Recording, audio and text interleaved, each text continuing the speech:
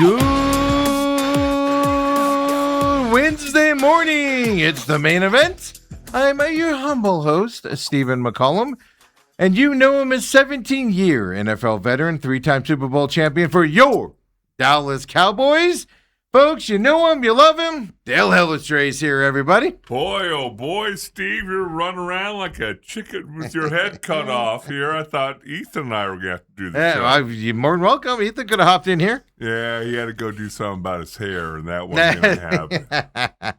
He hasn't got a haircut in a while. He hasn't shaved his facial hair in a while. He's like, I'll do it before school. Yeah, I mean, you got to have the back-to-school haircut. Yeah. And Coming up, another week off this week and next week, and then he goes back after that. He's still got another week and a half. I think it's 25th or 26th or something like that. Yeah, 24th. Boy, yeah, they make it easy on those college kids. Seriously, his sister's been in school for a whole month now. Right, and Graham started on Monday, and he'll get out earlier than anybody else on top of it. Jeez, I know, college kids today. Dale, how was your Tuesday night? Tuesday night was fantastic. The baseball team here locally sucks. I want to be Jared Kushner. Oh. Do you know who Jared Kushner is? I know exactly who Jared Kushner is. Steve, wouldn't you like to roll over in the morning and go, you know what? I got an extra $12.5 billion that I'd like to put down on the Los Angeles Lakers. Yeah, I saw that flash up this morning. They just got done. Him and a Saudi-backed group just bought EA Sports.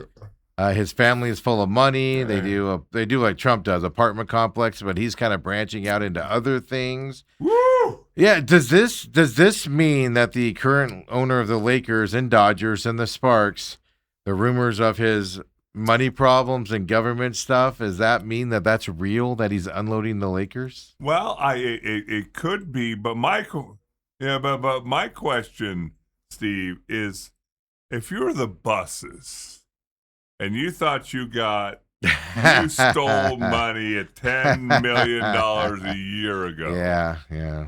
And you held on to it for another year and made $2.5 billion. I know that's not that chump change to McCollum. He finds that underneath his car seat, but Dale, if I had billions, you guys would not know my name. Oh, yes, we would. You would, because I'd come on here and brag about it.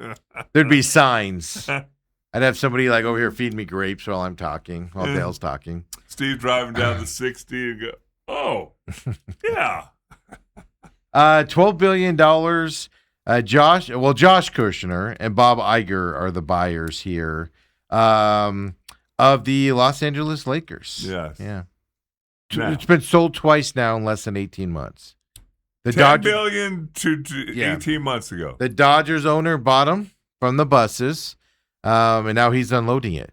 Which, like I said, this kind of makes you wonder if those federal looking into his loans and stuff, there's some legitimately to him, and he's like, I better unload this stuff. Yeah. Yeah. Where's your revenue coming back if you're buying something for $12 billion? They must have looked at something, and the NBA's got some business plan. I'll go a step farther. The guy just bought it for what, $10 billion? Yeah. And 18 months later, he's selling it for 12. Folks, that's a pretty handsome return in your investment. There's no doubt about that. Breaking this morning, this shocker to me. Yeah.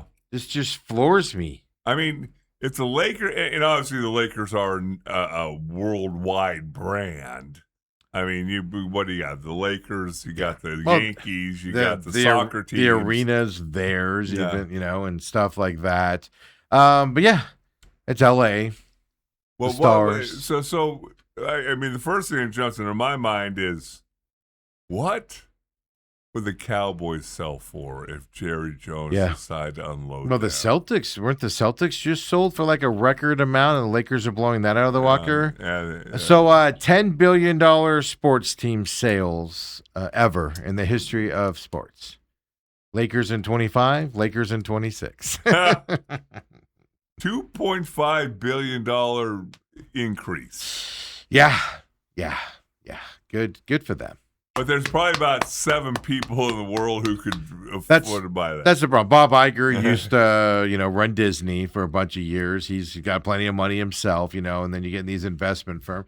That's the thing that sports are going towards is, you're limiting who can buy them, and then you're going to have multiple billionaires get together to buy them on top of it with a lot of investors. It's getting to the point where people are going to, like everybody dreams of Michael Bidwell selling the Cardinals. And he'd be able to sell it, don't get me wrong.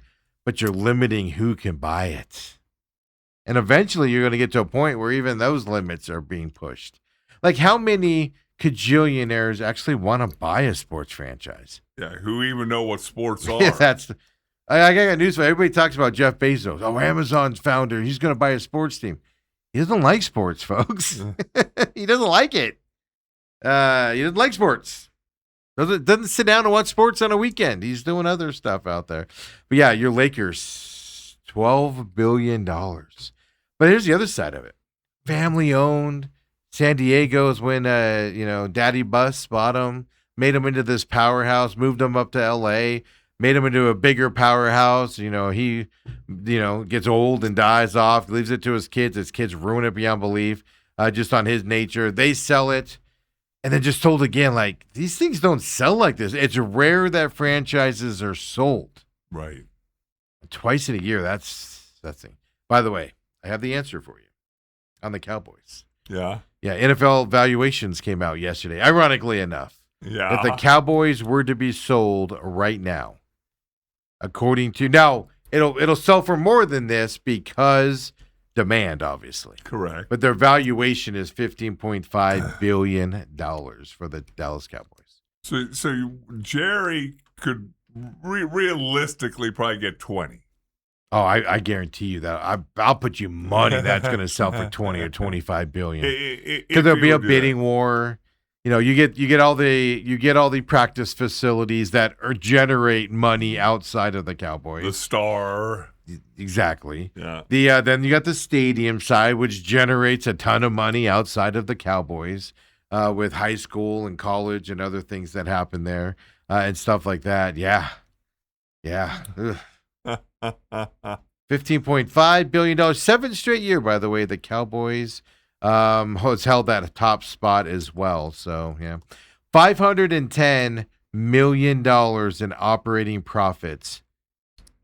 More than double of any other team in the NFL, the Cowboys have. Really? The next team is $250 billion roughly in operating profits. Cowboys 510. Folks, that's money in your pocket. $250 million. Well, $510 million is what they had in operating. Right. You said that's billion. profit. Oh, yeah, I'm sorry, million. Yeah, that's profits, folks. Yeah. Like I said, a lot of it's venue events, but obviously.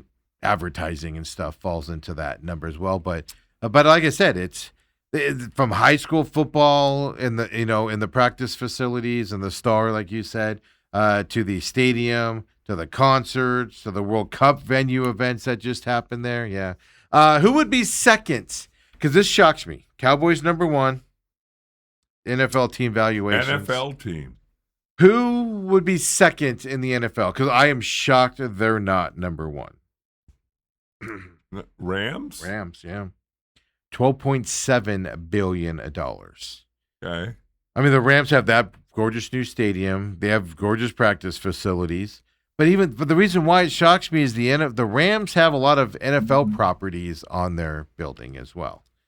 Like the NFL Network, which is now ESPN, they have facilities at the campus and stuff like that they pay rent to the Rams on and stuff like that as well. Then who would be third, Dale? Because this surprised me. I'll tell you this. There's a team, New England Patriots are fourth, $10.4 billion valuation. And then another team in the same city as the one I skipped as well out there. And this one kind of shocks me. The 2 teams I didn't name. Go. Giants. Yeah, Giants are third. That doesn't surprise me because they're the New York Giants. Right. Biggest name. But the Jets are right after the Patriots. $10.35 billion for the Jets. Really? That shocks you, doesn't it? Nobody pays attention to them. Their ad revenue's that big, and they don't. I mean, the venue. Maybe I don't know how the stadium's set up. MetLife. Maybe they both benefit from things happening at MetLife. I guess just the New York City, or oh my goodness, the average team value for the NFL hit $9.34 billion. Dale, that's an increase from last year. Oh, it is. It's just a small one. Yeah, 31% increase from last year. All 32 teams are worth $299 billion combined. Stadium revenue is a huge part of that. It's not just the games, though. It's concerts, everything else happening at the stadiums. The number one mover for the NFL, media deals. That's the number one revenue generator for NFL teams. What Fox, Amazon, Netflix are all paying for NFL media revenue, right, is what's driving these 31% increases for these teams. Yeah. Isn't that amazing? You just wonder when it will slow down / It's got to hit. stop. It's got to hit a limit at some point. And everybody said that. I think people said that when it's $1 billion and $2 billion and $3 billion. They told Jerry Jones not to buy the Cowboys for, what was it, 160 million, 180 million? No, 140 billion. 140 million? Million, I'm sorry. Not billion, million. Yeah. And they told him not to buy it. Yeah. It's not a good franchise. It's not a good way to order. It's not a good thing to buy. Couldn't find one money guy who said that's a smart investment. Wow. So, and the Lakers sold 18 months later for $12 billion. So if you're the Bus family and you just split up $10 billion, are you upset? I think they still have some sort of ownership in the team, so they're probably benefiting again from it. That's what surprised me about the Bus. Like I said, I've said it all along. I don't care if my dad had something that was worth billions. That thing's being sold. Give me the cash. I'll negotiate front row tickets to the event. And other than that, no, thank you. I want nothing to do with it. Give me my money. I'll move on with my life. But then you run into that sentimental stuff and things like that. The Bus kids aren't young. Jeannie Buss ain't young. Right. Go enjoy your lives. Don't be like your dad where you're fighting over this stuff in your late age and all of that stuff. Nah, sell it. Get the money. Make your kids' drug habits be really, really good or something. I don't know. Wow. Leave it to Steve. You're going to ruin your kid's life with that much money. They're going to grow up differently. Yeah, so, I mean, this is just shocking. Joshua Kushner, Bob Iger, buying the Lakers, $12 billion. The thing I want to know in this deal, I mean, that's a lot of money. The thing I want to know is, why did the Dodgers owner sell it in less than 18 months? Why? He's being federally looked at for his loans and stuff to buy them. Right. Because that's on the heels of the Matt Ishbia situation. What'd he buy the Suns for? $4.5 billion? He's seeing that number and he might be going, I need a loan with what my company's doing right now. Wow. I need cash. Wow. Who is the worst team in terms of revenue in the NFL, Dale? That's my big question for you today. Boy, oh boy, oh boy. There's some team. Well, it's not the Jets. Obviously, you can't just go by record. No, but you can kind of guess because it's not a good team. You know what I mean? The team it's not a team that's spotlight and well respected out there is what I'm getting at, right? Well, I mean, it's family owned. Well, I mean, I gotta say I would think the Cardinals. Nope. They're close, but nope. Jacksonville. No, surprisingly enough, they're not last. That's who I would have guessed too, because they don't have a big fan support base. Jacksonville's a tiny town and stuff like that. No, Cincinnati Bengals. Oh, number 32. 7 straight years they've been 32nd in the annual NFL team valuations. This is Sportigo's valuation of it as well. Yeah. But here's the thing, though. They're number 32 in NFL circles for their revenue evaluations. 32. There's only 6 teams not in the NFL that are worth more than the Cincinnati Bengals. So you could be the worst valued NFL team, and you're only 6 teams in other sports make more money than you do, evaluated more higher than you. Only 6. So to be the Cincinnati Bengals, yeah, you look like an idiot because you're 32nd in NFL circles. But there's only 6 teams in other sports that are ranked higher than you. So there's 39 sports entities that are ranked higher than you in valuation. Yeah. That's crazy. Isn't that nuts on where they're at? 7, by the way, 3 NBA teams, 2 Major League Baseball teams, and then Real Madrid is the other team that's ranked above the Cincinnati Bengals in terms of valuation. Life's good to be in the NFL. Be an NFL owner. No doubt about it. Dale, why didn't we go into ownership? What's wrong with us? Yeah. Why don't we put together a couple of our salaries? Check your seat cushions, everybody. The number on Cincinnati's $7.4 billion is what the Cincinnati Bengals are worth today, according to Sportico. Yeah. Could you imagine? You go to the NFL meeting and you're like, we're worth $7.4 billion. And everybody else is like, sit down. Yeah. Nobody wants to talk to you. Your seat's in the back. Slacker, get out of here. Isn't that crazy? Isn't that nuts? So there you go, folks. Why did it make you feel special today? What a great way to get the hump day started off, Steve. Coach Sheehan's joining us here coming up at 9 o'clock. The 4-peat starts here next week here for Mike Sheehan and his Scottsdale Christian Academy Eagles.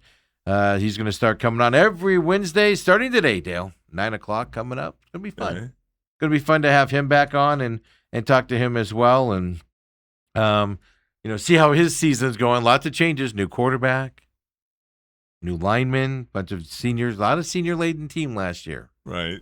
But you're getting Dom Dickerson and some other guys back that are going to be dominant like they were last year, coming up as well, also, and everything, and all that fun stuff. So that's today at 9 o'clock as well, Dale. That sounds great. I feel depressed now. Why is that? Because just these poor sports owners, man. I mean, I just look down at them now. Like Michael Bidwell, I just look down on him now. I understand why he's doing all this stuff. Well, he's put on some weight. Stress. Why he's kicking all of his fan base out and stuff like that. He's trying to get there as well. Detroit Lions value rose over $2 billion in value for the Detroit Lions. Really? Just in the year. Yeah. I'm just looking at some highlights here on this reporting. Yeah, $2 billion increase. Sheesh. Can you imagine? You just wake up and your franchise is worth $2 billion more? Are you kidding me right now? That's depressing. I'm just depressed now, Dale. Dale, let's get out of here. This is depressing. I'm going to go get a milkshake or something. This is depressing. Billionaire Worlds. God, this is the Lakers. $12 billion. What else is going on today? Anything exciting? Well, your Diamondbacks, they're out of the playoff race. Oh, the Diamondbacks played last night? Yeah. Yeah. Well, kinda. Kinda. This is what I tell you guys all the time. My frustration is they've been playing so well, so good, and then when they decide to not look good, they don't just look mediocre. They go from we look really, really, really good to we don't know how to play baseball anymore. It's so frustrating. I watch a lot of baseball, and I watch a lot of bad baseball at times, but I don't think there's another team out there that goes from high to just bottom of the barrel. Nothing goes right for you. It's a whole awful experience like the Diamondbacks do. Mitch Bracco's out there. How many runs did he give up yesterday? Oh, my God. He pitched a gem out there. My point is he pitched a gem. Yep. And you still lose 3-2. What? You can't ask for anything more from these guys. These starters and everything. What just happened with their screen? Are we still on? Dang, that was weird. Oh, Ethan was working on something. Our screens in here just went weird on us. I was like, "Are we still on? Did we just lose feed?" Robert says, "Does this mean they're going to have a Mickey Mouse suite at the Laker games?" Bob Iger, he retired from being CEO of Disney. They had to bring him back because the guy that took over for him screwed it all up. He came back. He just retired again as well. So, yeah. Ethan said that as well. Bob's not at Disney anymore, Robert. He left. And Robert says, "Don't rain on my parade, Ethan." Ann says, "It figures the two guys that have struggled are the only ones that did anything." That's what I thought in the first, right? Corbin Carroll hits a home run. Yep. Ketel Marte, bloop. And I'm like, all right, they're going to wake up against bad teams. They're going to wake up and get some numbers here, maybe to propel them as you get up into this Cubs series coming your way, the Phillies series coming up. Maybe this will propel Marte and Ketel and Corbin to do some good. Maybe playing the Rocky, and then nothing after that. Nothing after that at all. Dale, I blame you. You blame me? I blame you. Too positive on this team. Too positive on this team. Again, I have such a hard time being a critic of baseball because when you got 162 games. But you see what I'm saying, though? You go from really, really good to just you look like you've never played baseball before. You should have little bumps in the road. Yeah, the Diamondbacks go, and this is a bump in the road. It's one loss. No, they looked so bad yesterday. It wasn't even funny. Steve, so bad yesterday. The Colorado Rockies have won 47 games. This isn't like their first win of the season. I'm more concerned about what the Diamondbacks looked like yesterday. Well, we said it with Bruce Cooper yesterday. He asked what our biggest thing is they need to improve on. I said hitting, and last night showed you they need better hitting. Depressing. Throw up the NL wildcard standings, if you will, Ethan. Look at that, though. Philly, all three-way tie now. Yeah. Phillies lost yesterday. You knew that during the Diamondbacks game. Actually, I remember I was driving, and the radio broadcasters mentioned that Philly just lost. And I went, oh, crap. Now that you mention it, the Diamondbacks are going to lose. But look at this. The Padres 4 in a row now for them. A three-way tie right now. Between these three teams to get into the chase, as we like to call it. Yeah, but what are you saying if you're in Philadelphia? You get shut out by the Cardinals. What are you saying about that? I mean, the Cardinals are one of the best, hottest teams in baseball. If you're the Brewers, you go, hold on, we scored 2 runs.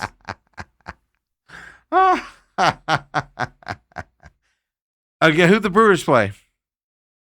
Cardinals aren't a bad team. They're fighting for a playoff spot right now. They're only 3.5 out. So you're going to lose to those teams every once in a while. What did the Brewers play yesterday? What bad team did they play? They played the Padres. Yeah, this is my point, though. You're proving my point. What's that? They lost to good, decent teams. The Diamondbacks look like they've never played baseball before against the Colorado Rockies with a young pitcher on the mound. And with Brett, 6 innings for him, only gave up the 2 earned runs. And wow, that's how he sum up yesterday. And see, that's again, I just can't go down that road. Now, again, if they lose today, when they go on a losing streak, 12:40 game today, Dale. Yeah. And they win this, and what, we come in tomorrow and they go, they're going to the World Series. Yeah, that's how it works around here. 12:40 start today with Merrill Kelly on the mound today, I do believe. Am I correct on that? Let me look that up here. I'm pretty sure it's Kelly. Today's Wednesday, right? I don't know what day it is anymore. I'm all confused. That's just the thing. The competition you're playing against are playing hard teams that are in the playoff hunt or winning a division, and you're not. This is where you need to take advantage of it. And that's right. You're going to lose games against the Rockies. Like you said, Rockies have won games. It's how you look doing it. That was with your pitcher pitching so well. It's infuriating to watch out there. It's infuriating to watch. Yeah, Merrill Kelly and Brian Fellner. There we go. Fellner today. Oh. Is he in the Cy Young Award? He's going to be out there today. My favorite thing is the headline, D-backs seek to turn page quickly after tough loss to the Rockies.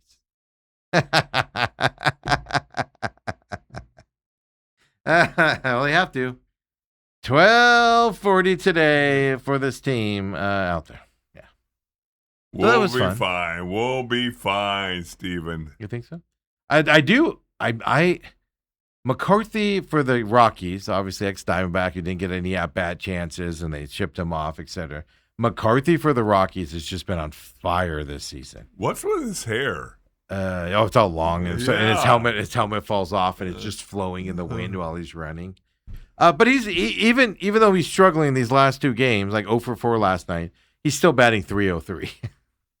But the Diamondbacks have shut down the Rockies' hottest hitter. And starting pitching has shut down the Rockies' hottest hitter. So is the bullpen, technically. Stuff like that. They have the capability. It's just, why can you not get any hits after 2 bombs in the first inning? You want to go through the list here? I'm kind of done with Newt Barr. He's been here a week. Where's Lourdes Gurriel at? Where's he coming back? You are so impatient. No, I watched how bad the team was yesterday. That was the problem. It's yesterday. They won 2 out of 3 from the dang Los Angeles Dodgers. They went to the World Series in 2023, Steve. Wow. That's what everybody always says. There's your Diamondbacks, folks. Your Arizona Diamondbacks. What would you rather talk about? You'd rather talk about the Cardinals and starters playing? Would you rather talk about what? Yeah, I mean, high school football. What do you? Well, we'll be doing that at 9:00 coming up here. Having some fun with high school football. Just a depressing Wednesday.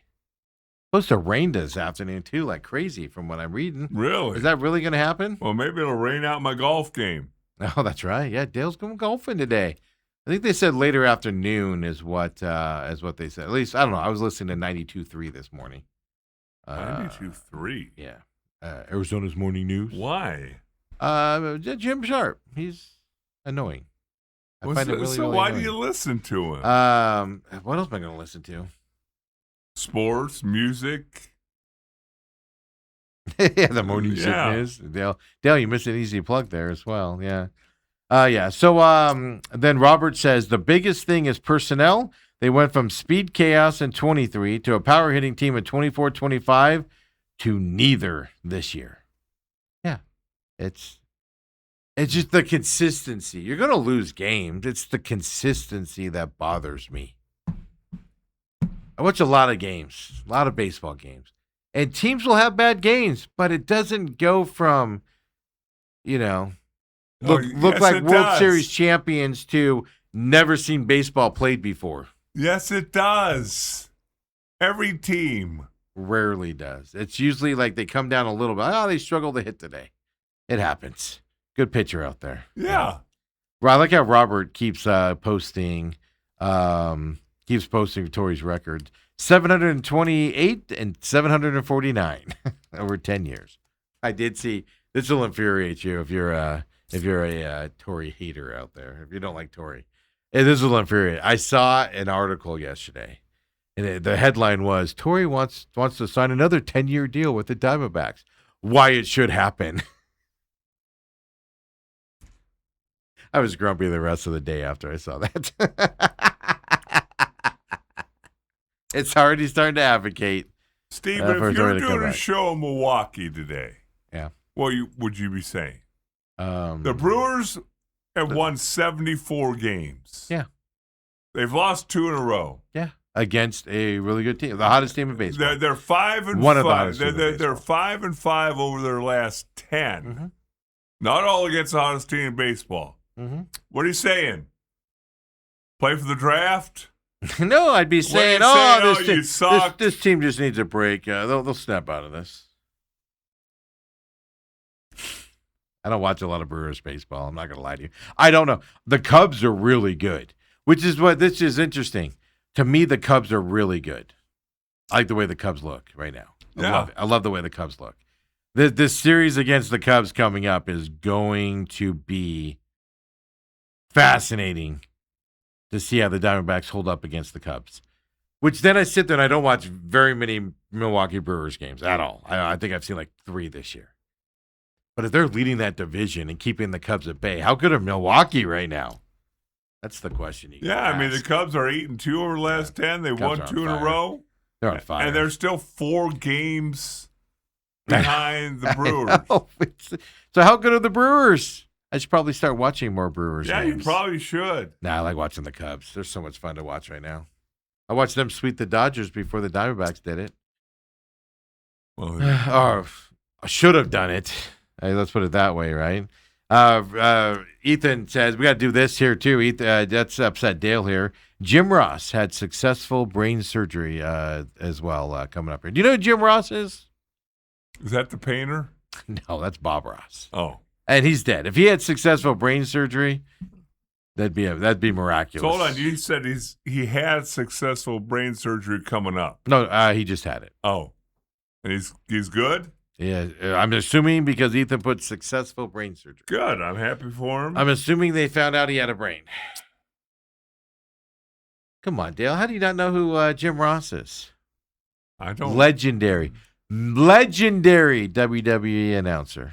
Now he's with AEW. Legendary announcer in wrestling. Well, who's the guy you listened to this morning? What? You said on 92.3. There's somebody on. Oh no, that's Jim Sharp. Oh, he's Ross the Sharp. host. He's the host of the news program in the morning. Oh. I listen to that for the traffic updates. That's why I flipped to that. See, I would think if I was you, I'd just put my maps on the phone. They're on too, but I still like to hear what's happening on the west side of town. I like to hear all the accidents on the west side shutting down freeways. I'd be catching up with As my I'm son. driving, if I'm driving down the freeway with no traffic, I like to listen what everybody else is stuck in. Makes me just feel better about my morning. You know commute. what's interesting when you said that? The last 2 mornings, I usually get in the middle lane because I like the middle lane on the 51 coming down, and all of a sudden we get to close to Northern, and the left lane is just backed up, not moving, and we're kind of going at about 40, and you're always worried somebody's going to shut over into your lane. Yeah. And get up there, and there was one car rear-ended another car in the left lane, and they're just sitting there, and forever and ever and ever. And now coming north, I glance over, and there's an accident, and it's down to like 2 lanes. Yeah. Because of construction on the Yeah, me driving in, I would love to have heard them report on that as I'm just driving through no traffic. Yeah, you go, oh gosh, those people are really miserable. Look at me. Yeah, I go, suckers. As I'm listening to Hanson, bop, bop, ba, doo, wop, and I'm driving down the road, just all. Wow. I saw. Okay, on a side note, I was just doom scrolling one day, like a week ago or so, and I'm flipping through. Do you know who Hanson is, right, Dale? Like you've heard the song "Bop." Yeah. Bop, bop. They when they first came out, they were just like teenage kids. Right. Like young looking kids. I saw a video of them playing at a mall like a week and a half ago or so. The oldest one, just dark gray hair. The main one, the one that was really young and everything, the keyboardist and everything, the really young one when they first came out, it just looked like an old man. And I was just like, this is depressing. Depressing, man. They were old, Dale. They're 10, 15 years younger than me, and they looked like they were older than me. What? They lived a hard life. Mbopping around. Yeah. That's a tough life, Steve. Living off of Wetzel's Pretzels and Orange Julius, that'll take a toll on your body. How are we getting paid today, Pops? I was going to say. Sparrows. I mean, they're playing in malls. That's how they came up. They played in malls, yeah. How are you going to get the teenage girls to show up? You play in malls, man. But they looked so old. Like I was just literally watching this video like, dear God, they look old. The oldest one, literally, dark, gray, silver hair everywhere. I was like, what? Robert's calling you out. He said somebody needs to wake up Dalehausen. Bring the energy, Dale. What'd you do last night? Are you tired today or something? I don't think I'm tired. He's watching golf. You just getting ready to get out there and play golf today? Getting ready to. I'm watching good golf swings, trying to emulate them. Is that what you did? Yeah. Robert does say, though, I have been told you are what your record says you are. That's right. Bill Parcells, the legend himself. Yes. And then Robert says, difference is the Brewers haven't been mediocre their first 120 games of the year. that is actually a good point. When mediocre comes afterwards, Dale. Just saying.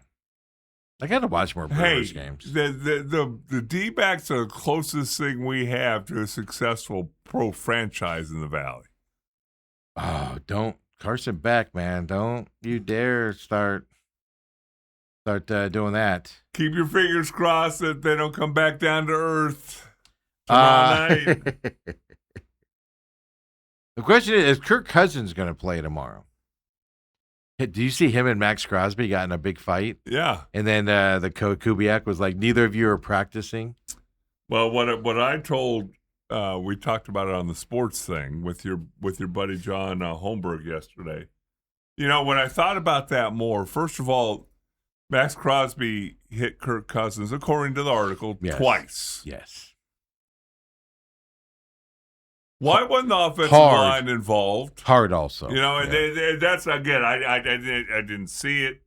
That's what I read. And so if you read it, that's great. I read that he hit him. Well, why is the offensive line not involved? I mean, so a couple of our biggest training camp brawls were in the 90-91 when our defense took a couple shots at Troy. And that turned into an all-out brawl. Yeah. Offensive line, defensive line, you don't touch the quarterback. You know that. They have red jerseys on. You know that. Yeah. But Kirk Cousins, after the second time, and then Kirk Cousins is starting the fight with him. Yeah. That gives me some bad vibes. That's actually a really good point. I didn't even think about that. A quarterback should never be fighting in that situation. You hit our quarterback in practice. Yeah. The quarterback gets shut behind. Quarterback's doing that whole, you're lucky they're holding me back thing. That's a good point. I didn't even think about that angle of it. Yeah, if you're Max Crosby, what are you doing? I think they just did it to orchestrate a day off. Or, like your boy Holmberg said, maybe they want Fernandez to be the quarterback. Yeah, because Kirk Cousins is the starter on that team. They're not going to put Fernandez on there. So you think Crosby's doing that so he can get him, the young guy? Why would Max? You were a veteran in this league. And, you know, Troy's injured. Troy went out because of an injury, not because, of anything else, right? Just took a beating and then eventually was like, I can't do it anymore. But, I mean, if you have a choice between a young guy and a veteran that's proven himself in this league to have some success, and you're a veteran out there, you don't want some young guy in there running your offense. Doesn't that tell you your lesser chance to win? I would think so. And it honestly, it doesn't matter who's back there in a practice. The defensive lineman hits your quarterback, there's a fight. The interesting thing about that also is, they just got the Ravens center moved over to them, remember? Linderbaum. Yeah, and he's a stud of an offensive line. That's a good point. I'm going to have to look into that. Where were the offensive linemen at? Right. Yeah, well, because all I read was Kirk Cousins and him got in a fight. The only two I saw. There's no video. Raiders are very restrictive on that portion of camp. But then if you're Kubiak, it's easy to hold those two out of practice because I'm sending the message to the leaders of this team. Yeah, but again, a lot of coaches say don't fight, but when you do fight, they kind of underneath their breath go, all right, good. It's like when your kid does something and you're like, knock that off, Knuckles. Good job, buddy. Keep it up. When mom turns her back, you're like, keep it going. It's just, I don't know. It's just, that is a fascinating story. Now you got my brain working on that a little bit and stuff like that. We'll have to ask Sheehan when he comes up. We'll have to ask Sheehan coming up, are you allowed fighting? You allow fighting in your camp? Well, I'm going to say high school's a little different than the NFL. Well, because high school, you get suspended for a game or more, from the league, let alone, from the AIA, let alone anybody else as well. So, yeah, it's interesting. Interesting thing you brought up there. Yeah, but I'm looking forward to tomorrow night's preseason game for a few reasons. Okay. Arizona Cardinals starters are going to play. He said that. Yeah. Now, it's going to be a series, but still, Jacoby Brissett, Marvin Harrison, if you're healthy, you're going to be out there and playing. Right. So I'm looking forward to just seeing that and what the chemistry is, whatever, and then turn the ball over to Minshew and then turn the ball over to Beck, whatever happens after that. Looking forward to that. But then also,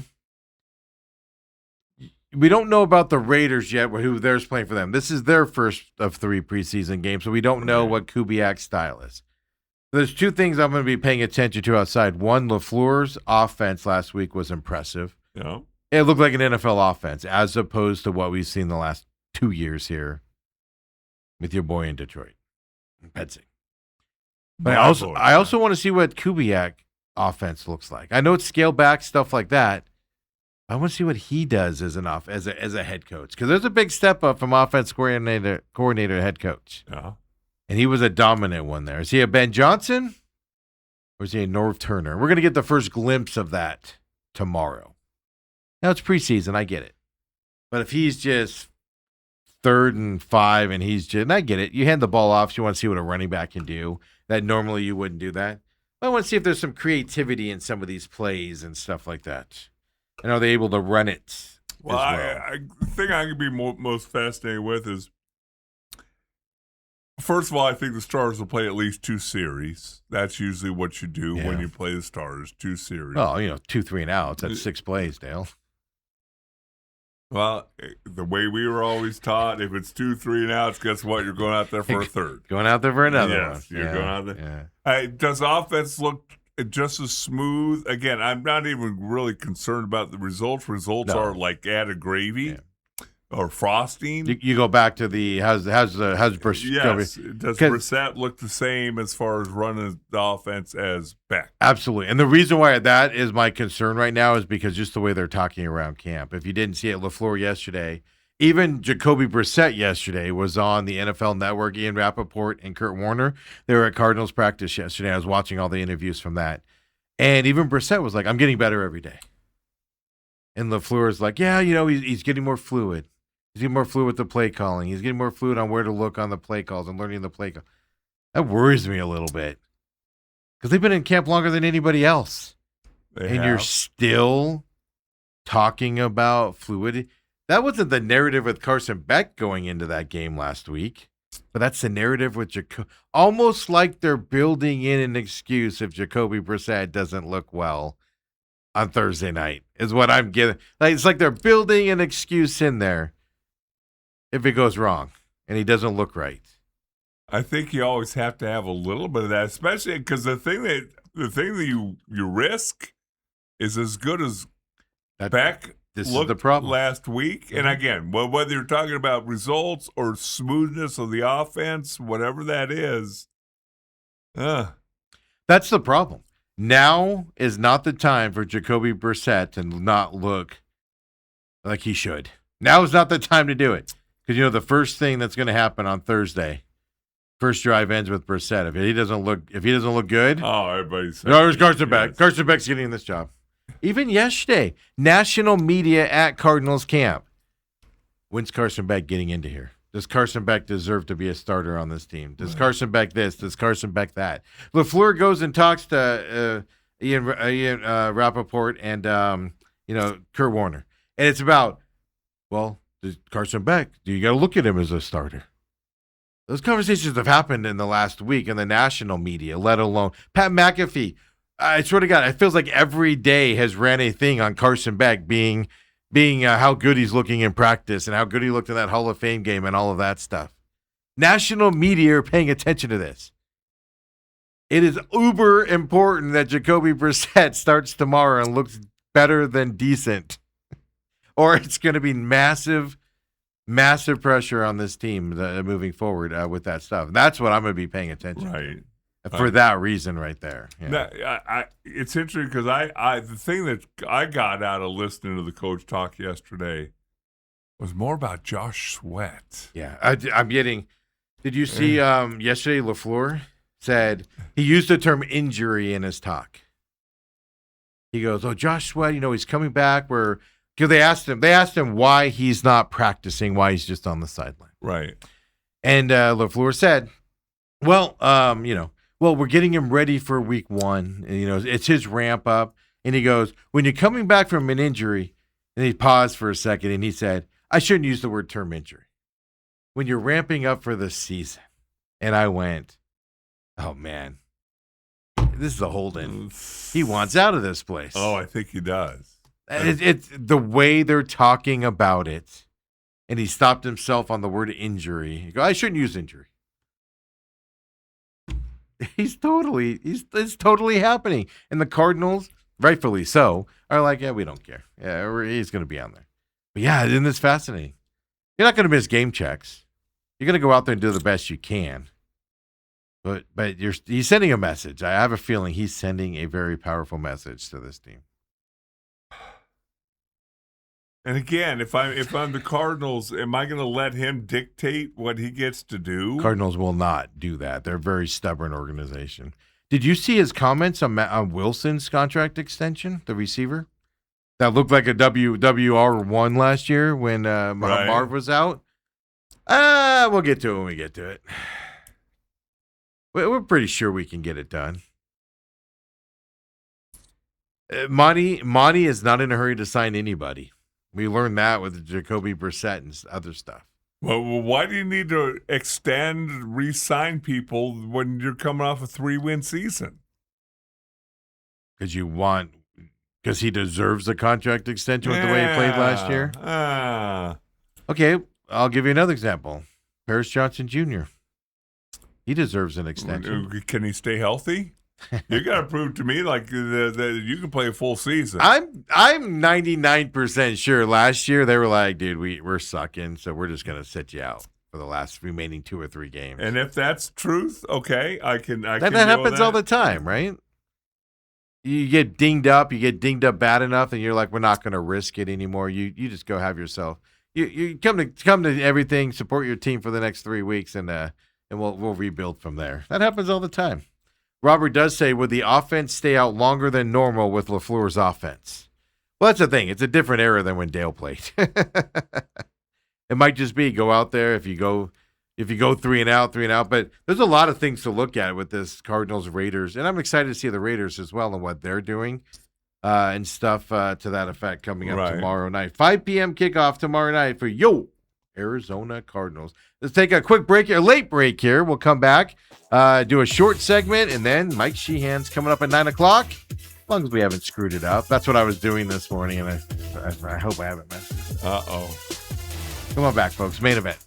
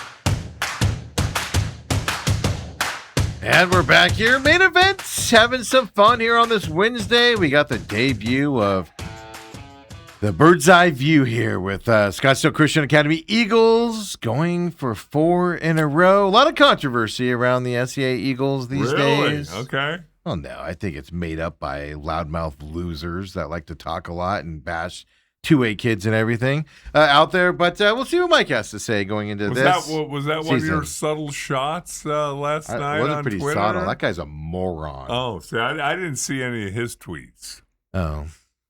I just saw if you make a mistake, it's satire. Yeah. It's the guy that I was talking about yesterday morning. Yeah. It's the guy that was saying, because he went to Max Preps, and one of the years for SCA, they had like 90 players listed, but like 45 of them didn't have numbers, you know. It was obviously a mistake ad and the Max Preps. Okay. But last year and the year before, he kept going, they have bigger rosters than every other team. They had a 90-man roster one year. So yesterday, I told you guys yesterday, I was, woke up, chose violence against him, called him he writes like a child and all this other stuff. But he kept going back to that yesterday. Yeah, 90-man roster, go to Max Preps. And even other people were like, Max Preps that's not accurate, man. No. I just like it's not accurate, whatever. So we go through the whole thing. He starts personally insulting me at this point. Okay. This fat loser sits in a basement and watches high school kids play. Used to be a coach. He's not a coach anymore, folks, because of some shady stuff that was going on. Ooh. So you know. Okay. And everything. And he starts personally attacking me. So I'm like, all right, I'm out. I'm out of this. I go, you have a good life, whatever. Then he blocks me. After I say goodbye to him. But Dale, every year he comes to me and he begs me to come on the show. I'll come on your show. I'll come on and talk to SCA. I don't hate SCA. I'll come on and talk about it. I'm like, no. You bring nothing to the program. If you want to talk about 2A football, 3A football, fine. Let's have a discussion about it. Right. But you're not coming on to tell the world how you don't hate SCA when everybody sees that you do. And he gets so mad that he doesn't get invited on it. Then it's just like long paragraph, 3-page writings from him on, I don't want to go on that stupid show anyway. I don't know who you are. So I just respond and go, then stop asking to come on. You asked publicly today to come on the show. Last year, you asked to come on the show. You reached out to me to come on the show. He's like, prove to me you did that. And I'm just like, dude, enough. I'm done with you. You're personally attacking me now. I don't care about you. I didn't say that. I just said, you're personally attacking me. You have a good life or whatever. And then he blocks me. And then, because if you know how Twitter works, you block people now, you can still, I don't even follow him. Yesterday, he was all like, well, just don't follow me. I've never followed you, Tiger. You pop up on my feed, and I wish you'd stop. Because I'm just too lazy to mute you or do whatever. Because I just don't care. I'll just scroll past you. And everything. So he blocks me. And then he just goes on these big rants about what an idiot I am. Oh, it was satire. The 90-member thing was satire. Everybody knows that I'm just a jokester. And I'm just like, you're a loser that nobody respects, sir. Wow. So that was my fun yesterday. I chose violence against this guy. And this before you had your eggs and bacon? Well, no, this was all yesterday afternoon. Oh, okay. Yeah, that was just the morning thing was one thing. Then it was all afternoon after that. It's just, I don't care. Have your opinion on teams. I don't give a crap. I don't give a crap what your opinion is about a high school football team and stuff like that. But be factual. Yeah. Don't sit here and gaslight the world. Oh, that 90 member. Because literally, he put a post out yesterday afternoon that said, I have 90. Look, go to Max. It was 72 paragraphs long. It was all about how Max Preps has 90. That's why I say it. Blah, blah. And I go, they don't have 90 kids. Well, how do I know? I'm not there. I don't count it. And I'm like, logically, it tells you they don't have 90 kids. And so I'm like just typing that. I'm like saying like cordial. And then the personal attacks started coming. And I was like, poof, let's go. Look at you, let's all go, fired up. 2A football, I see where 3 programs have been canceled. Yeah, it's happening now, yeah. Many Well, that's the thing. He's blaming SCA for that. He's blaming SCA and Pima and the good 2A schools for these schools shutting down their programs because they can't compete. Varsity programs. If you don't know how it works, and Mike talks about it all the time, you have to recruit your hallways when you're a small school. Yeah. Meaning you're going to the basketball kids. You're going to the baseball kids. You're going to the athletes that you can find. You're walking up and down the hallways going, hey, buddy, I'm looking a little complete alignment for us, pal. Come play for us. Let's do it. Well, that's one of the things that Mike's done a tremendous job of is because it used to be SCA was a basketball school. Yeah. And then it was a baseball school. And now it's a football, baseball, basketball school. And a lot of basketball players would never step foot on the football field. And female flag football. Their female sports are unbelievable as well. I know it's separate from football. I just wanted to give them a shout. No, but it's just like football season's here. That guy's finally out of my life. I don't have to see his crap anymore. It's just stupidity. It's just it just cracked me up. I was having fun with it yesterday. I was in a bad mood yesterday, just in general. I just wasn't feeling it yesterday. And so I was just taking my anger out on that dude. And I wasn't mean about it. I actually stayed pretty cordial for a guy that was personally attacking me. It was funny. Dale, he's like, bring me on your program and we'll talk about it. I'm like, no. And then he'd be like, then after like the third time of me saying no, he'd go, well, I don't even care about your stupid program. And I'm like, then quit asking to come on. Quit asking to come on. And also, thanks for watching this morning, Tiger. Well, speaking of that, let's see what old Sheehan looks like. Has he put on some weight? I saw him on Saturday night. Yeah? I don't know, but he told me, he goes, man, Steve, you look taller. You look like you've lost some weight. And then I go, no, I'm just getting wider. Maybe that's why he's the number one realtor. I know. No, and then he goes, as he says it, and then he walks off. But he goes, maybe it's because you're wearing a black shirt. And then he turned around and walked off. And I was like, and so you're wearing that same black shirt today? No. This like this little dress thing right here. It's a nice shirt. Yeah. Didn't say it wasn't, but it could have been the same black shirt. No, it wasn't. No, it was a plain black. I'm not stupid. When I go out in public, I was in Scottsdale. It's slim down, no stripes. Just South Scottsdale, Steve. No, that was Fashion Square. I was right there by Steak 44, right across the street from it. That's South Scottsdale. Do the North Scottsdalers? Please, Steve. They're the ones that go down to. We'll go down there to shop at Prada. Yeah, but then we'll leave. Remind me later on, folks. I got a beef with Prada because I forgot about something, and I got a beef with Prada. Treating Autumn like garbage, Prada. Oh. Yeah. Do not treat Autumn. Remind me to talk about this. Yeah, that sales, not this trip. It was earlier, but I forgot about it. Autumn reminded me, and I never did anything about it. Ooh. I'm coming to Prada, folks. I'm coming to Prada. And I'm going to waste your salespeople's time. Memorize this face, because when I walk in, I'm going to spend hours in there buying stuff just to return it. Cost your people time and money. You treat people like that. Oh. Come on back, folks. Mike Sheehan up next.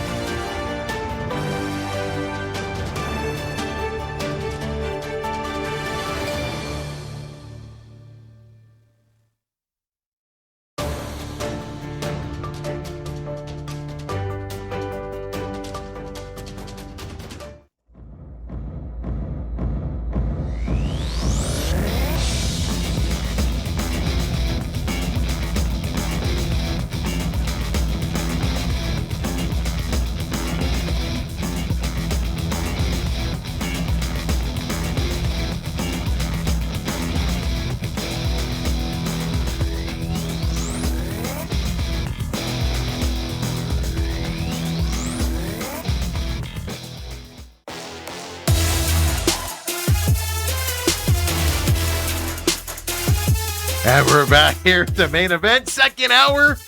Well, Dale, it's officially here. It's Wednesday here. Follow us, YouTube Live, TME Media AZ. We'll start promoting this so everybody can join us live, and all the Scottsdale Christian Academy's opponents can tune in and watch the show version as well, this segment as well. Live on YouTube, TME Media AZ, of course, on demand later in the day as well. Text line 623-252-6670. We got a very exaggerated Tori's got to go! Like 4 lines of O's today. Obviously, a lot of people not happy with that output last night, but hey, it is high school season. Starts here. They've been practicing scrimmage tonight, game next Friday.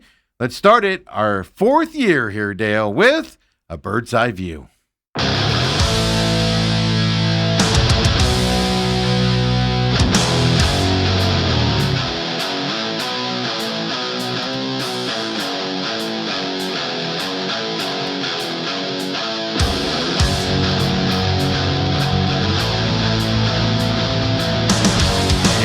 You saw their 3-time 2A state champion back to back to back. I was trying to figure out how to do that graphic.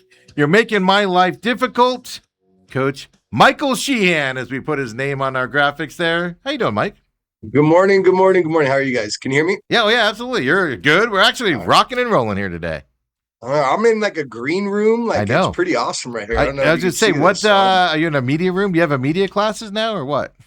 It's at SCM in one of the media rooms. They made a green room with a door on it and everything. And hey, Dale, I haven't seen you in a while. How's it been? It's been a lot. Hey, make sure you give me a call and we'll do that launch that we were going to do in June. But, no, it's been a while. Yeah, it has been a while. You look good. Have you lost some weight? No, dude. No? You heard me. Did you? Okay, I was wondering if the volume was on in commercial. Could you hear me? No. That's what that. No, I'm up 20 pounds, dude. I appreciate it, but this angle that I have, the computer is working out really well right now. It is. It's not but looking if I lean up. back, it gets a little thicker as you go back. But I went on vacation. Everything's black. You got the black shirt. You got the black backdrop. That's perfect for you. It is like it's black is thin, like thinning, right? So I'm up 20. We went on vacation in San Diego and I gained 15 pounds literally in a week's time. In a week's time. We had just finished summer. I ate and sat on the beach. Like I was a straight walrus. Like that's all I was, like the whole time. So. Wow. Hey, Rob, before we get started on SCA stuff, Robert says, can't wait for the Hammond Bears talk. You mean the best team in the NFL? Like the best team in the NFL. Wherever they play. I don't care. Yeah. The Hammond Bears, wherever they are, as long as Caleb's leading us with that fingernail polish and all that stuff, we're good to go. Okay. I remember last year, they're not very good. We stopped doing our show. And all of a sudden, they're one play away from the NFC Championship game. So I don't know if I'm always right, but I'm always right. So just letting you know. Well, didn't we brought you on after that when they were? Yeah, we brought you on, or we at least talked about bringing. I'm pretty sure we brought you on. No, we talked about it. Oh, we just talked about it. Yeah, because I get this text. Good enough. Yeah, because you didn't want to be you didn't want to be wrong. It's okay. I always bring you. I'm wrong a lot around here. It's all satire, Mike. It's all satire around here. Listen, whatever we say, right or wrong, it's all satire. It's all satire. Of course. Hey, tell us about your off season with your team. Obviously, new quarterback this year. Lots of seniors gone from last year's team. It's almost like a reset year after 3 championship runs, man. What's the expectations? How do you keep these guys grounded and all that fun stuff in the offseason? Expectations are still high, right? I feel like we now have a legitimate standard, which like obviously you go into a program first year, wanted to do it, get better this way, Dale. Like I kind of do things a little bit differently. I still don't even know what my rhyme or reason is for stuff, but I kind of go with the flow of things. Our standard's high. We're always shooting for that gold ball at the end of the year. We do know that we're replacing a quarterback, we're replacing a lot of positions. We're kind of resetting. The younger is now older now, and they got to get a little bit more experience and go through some stuff. But I think we're on a good trajectory right now. I think it's one of those things where you start the year.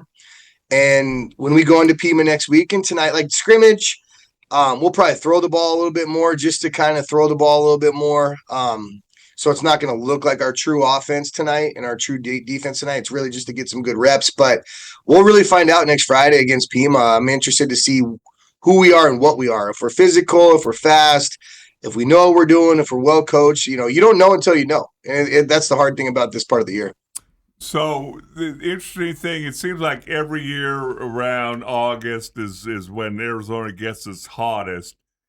How have you dealt with the weather? Do you adjust practices, morning, evening? How have you gone about that the last couple weeks?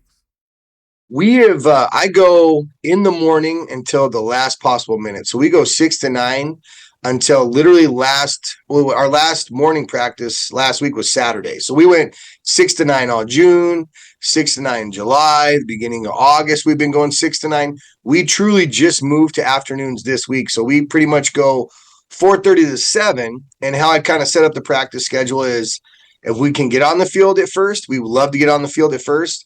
But if we got to go and chalk talk and weight room first and then get on the field after that, they've got these like goofy Dopplers now to figure out how hot it is, what the dew point is. And then you go like black, red, orange, yellow. There's like different versions to it. Monday we were in the black, so we didn't get on the field till about 5:30. Yesterday we were in the orange, so we were able to start right on time. So it really just depends on what that little Doppler says. But 4:30 to 7, you get a little bit better heat advisory because it is what it is. It's been cooler with the rain, but it also doesn't help the mugginess. Right. It's all over the place. Right. And you're spending all that time with other sports teams, that are starting up and things to that effect. So when you get pushed back, that goes to them as well, right? In terms of the practice times? Yeah, unfortunately, so it's hard, especially being a smaller school, right? And we are getting a new field built out across the street, and we're supposed to get a new weight room in the next couple of years. But until that time, the sports and the athletics have grown so much at SA, which is amazing. Like our girls football team has, I think, 40 plus girls right now won the state championship last year. So we're sharing the field with them, which I love. Like I totally love that.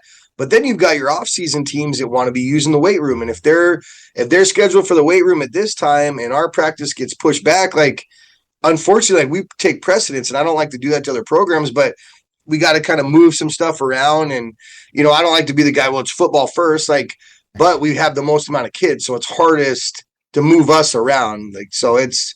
I don't even know if that answered your question, but that was the answer. Since you just brought it up, what's your roster size this year?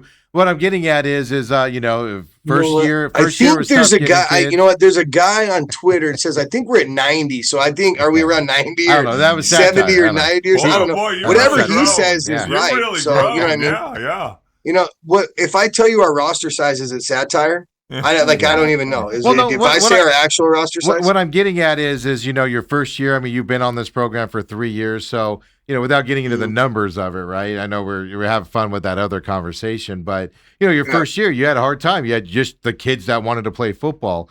Next year, you win that state championship. You got some basketball guys that wanted to come over and play, stuff to that. So you technically grew the roster, but from the hallways. Last year, you actually lost. It was harder to get kids to play. Last year at the beginning of the year, some kids didn't want to do it or move into that side from the other sports. So what I'm getting at is this year you've got 3 in a row. I can imagine some of the kids are like, I don't want to be part of the first team to not win a championship. I don't want to do that type of stuff. So what's the I haven't thought about that. Yeah. That's a good, interesting comment right there. I think football's hard, and I think not every kid wants hard in their life. So I feel like our roster size kind of stayed the same. I think we're between, I'm trying to get it to 50. We're probably at like 46, 47 right now. School started today. The only reason I'm on campus is to make sure I'm walking around and be like, hey dude, like, would you want to play football? Or if there's new kids, like, that's why I'm here today. That's why I'm in the green room here. But, we're like high 40s, but honestly, I think you're right. I think I don't think it's necessarily they don't want to be the first team that loses. I think that's just me. There's a lot of kids but I agree. I think there's a lot of kids this age that run from hard work. And we've probably had 5 or 6 kids quit. Yeah. Because I don't think they realize like what it takes to be successful or what it takes to work hard. And it's not even about winning at the end of the day. It's honestly, we're trying to change some like attitudes and change some young men. And I think once they get into that, it's a little bit hard for some of those kids. They're not pushed that hard. Life's been pretty easy. There's electronics all over the place that make you lazy. And as soon as you take those things away and work hard, like some kid, it's not for some kids. It actually is for every kid, but it's easy to quit. It's easier to quit than push through some of that stuff too. So I think there's a lot of that. There's a little bit of epidemic in that. So I know that it's talk around the state and all that, your guys' success and all that. So, like the college coaches, NFL coaches, with each successive championship, they get more and more money. What's your bonus up to now? I think I get less and less every year. That's what it is. Yeah. It's They're building a new he's here. football He's not field. going anywhere. No, it's definitely not a money thing. There's no bonuses. There's none of that. I think my whole stipend goes to my kids going to school here. So it's, you know what I mean? It's one of those things. I don't do it for that. I don't do it for the money. I do it for the kids and the school and the program and all that stuff. And there's no bonus. Let's give your other part of your life a little shout out here. Says Steve saw your little movie the other night and number one again.